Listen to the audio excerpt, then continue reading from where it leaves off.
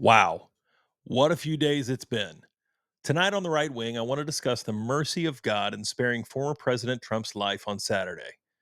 We'll talk about his pick for running mate and vice president J.D. Vance, and I want to review the first two nights of the Republican National Convention from Milwaukee. That's coming up tonight on the right wing from Civically Minded.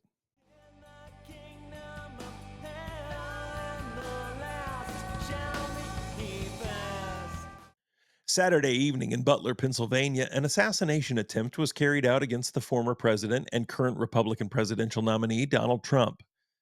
Now, I thank God that this would be assassin was unsuccessful, because if the hand of divine providence had not been at work, things could have gone very differently, and our country could have found itself in mourning, or far worse, tearing itself apart with civil unrest, or God forbid, even civil war.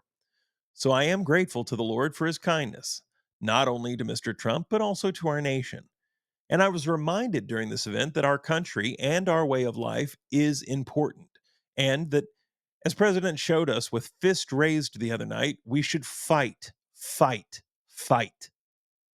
Well, welcome back to the right wing from Civically Minded. I'm your host, Corey Wing. Now, if you're like me, the idea that a radicalized 20-year-old with a grudge, armed with his dad's AR 15 and an all too convenient perch about the distance of an average par 3 at a golf course, that he could have come this close to ending the life of a former president, well, it's absolutely unacceptable. The incompetence shown at every level of this is something that demands answers. But, unfortunately, we're living in corrupt and unaccountable times, where the same FBI that raided Mar a Lago with instructions from the DOJ to use deadly force if necessary has also been placed in charge of this investigation.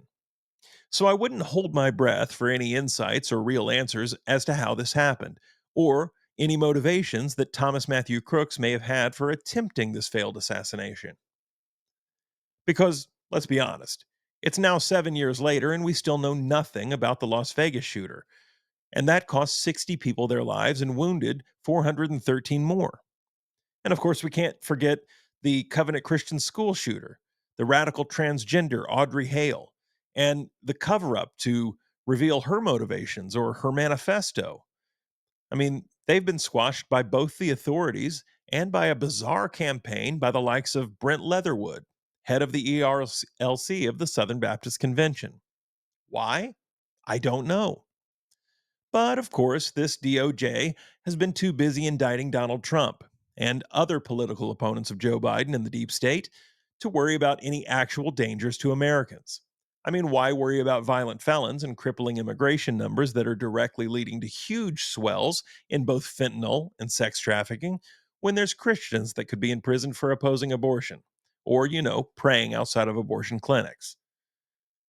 So, maintaining vigilance in the face of a Democrat establishment that has for 8 years repeatedly called for violence against former President Trump and his supporters, or, of course, just a few years ago, calling for violence and wishing death upon those who dared not take the golden calf vaccine that we all now know prevented absolutely nothing. What are we to say? The rhetoric on the left really has been vile and continuous. And of course, it's already started back just a few mere days after what happened on Saturday. So it's a stark reminder of what Paul told the Ephesians in chapter 6 of the book of Ephesians, that we wrestle not against flesh and blood, but against rulers and authorities and spiritual wickedness in high places. The soul of America and of her people is at stake. And of course, sadly, we Christians have been living as if we didn't know that there was even a battle happening. But in the previous chapter to this same epistle, in chapter 5 of Ephesians, Paul would tell the church at Ephesus in verses 8 to 14, quote, "For you were once darkness, but now you are light in the Lord. Walk as children of light.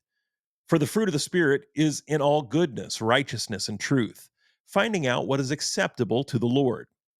And have no fellowship with the unfruitful works of darkness, but rather expose them. For it is shameful even to speak of those things which are done by them in secret.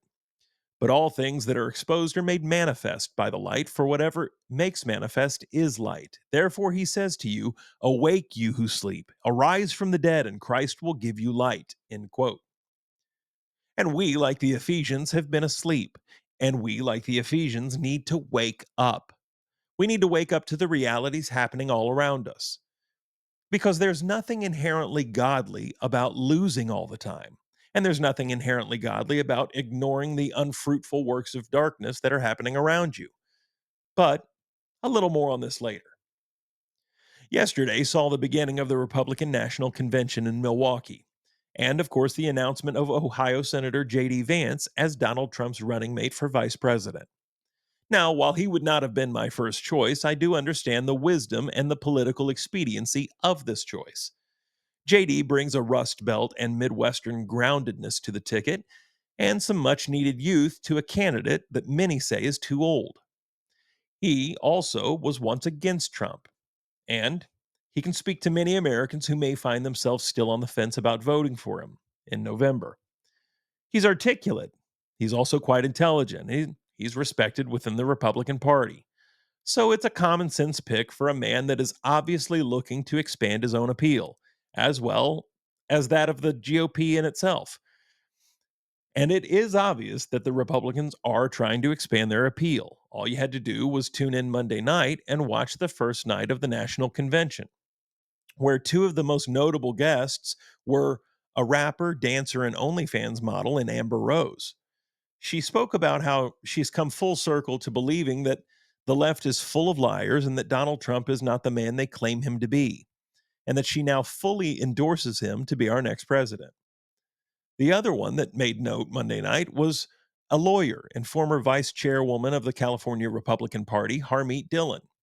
Dillon is an Indian American and a Sikh, and she made headlines not because of her support of the Republican Party or of their nominee, Mr. Trump. No, she's a Republican. That wasn't uncommon. She ruffled some feathers, though, at the end of her brief remarks when she prayed. And she didn't pray to the Christian God, but to her Sikh God, Wagaguru, who she ended up calling, quote, our one true God, end quote. Thankfully, this offended many, both in the crowd and, of course, many watching at home.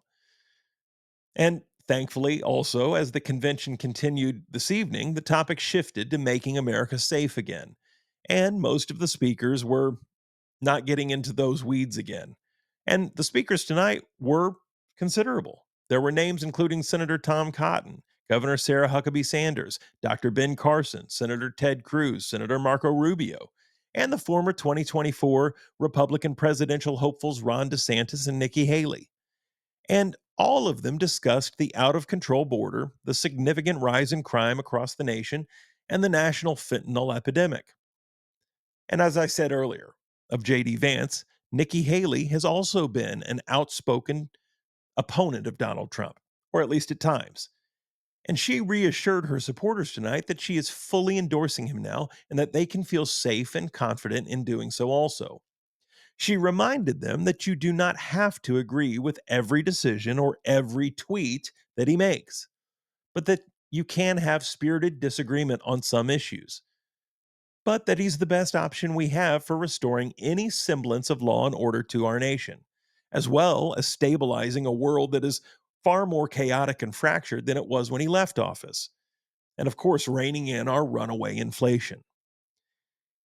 It's with her sentiments, though, that I want to kind of expound a little bit on my own thoughts. Because I agree with the former ambassador. We don't have to agree with everything in our political party, or even with our political candidates. We can have space for people that historically have not called themselves Republicans, people that may not look like us or share our ethnic heritage, or maybe even people that don't call themselves especially conservative. Minds change all the time. And thankfully, because of the amazing kindness of God and the work of His Spirit, hearts also change. I refuse to begrudge someone for walking away from the left and their social, economic, and spiritual rot. Well, that's a net positive, and I applaud it.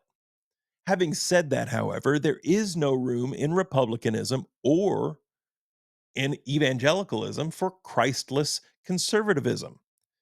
This is a senseless and hollow platitude that is neither conservative nor helpful. and it will only end in increased secularism, paganism, social decay. The only difference, of course, would be that now it's just going to take a little longer to get there. I posted earlier today on X in response to a post by the Chocolate Knox that I said, quote, the desire for big tent republicanism and evangelicalism is always based on rapacious pragmatism. And that while I think there are pragmatic moves that one can make in the civil sphere, polytheism and idolatry is never one of them, end quote. And I guess what I meant by that is that we have had a nasty habit in American church and in American politics to dumb down our convictions and standards in the hopes that if we lower the collective bar enough, that the common denominator will be a small speed bump that our prior opponents can easily overcome. But what we fail to see is that lowering them to this level erases them altogether, and we're no longer distinctly Christian or conservative. We've fallen into the trap that Jesus warns of in the Sermon on the Mount in Matthew chapter 5 and verse 13. See, we're no longer the salt, and we no longer provide any savor or any preservation.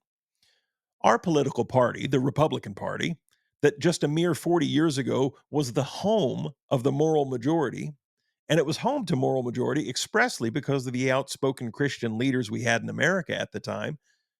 Well, now that party is unrecognizable.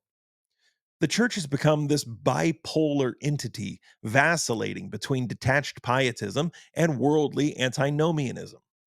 And we've left no clear vision for our congregations or for our politicians to adhere to. So, in their confusion, they've cobbled one together based on man's best ideas. And, of course, pragmatic, big tent capitalistic philosophies. And, well, sadly, that's left us with this guy, or with this one. For the right wing from Civically Minded, I'm Corey Wing.